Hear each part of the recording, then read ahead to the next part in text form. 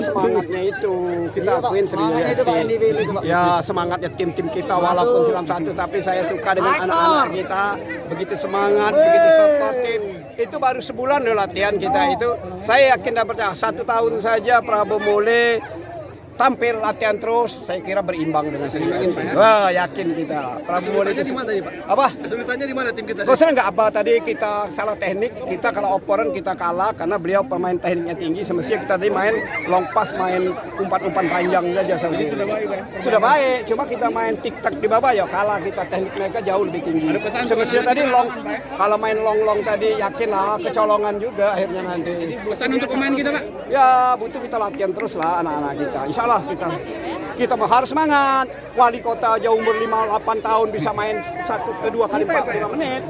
Saya kan 2 kali 45 menit, umur 58 tahun. Anak muda baru umur 18 tahun. Harus lebih hebat lagi dong dengan Pak Wali ya.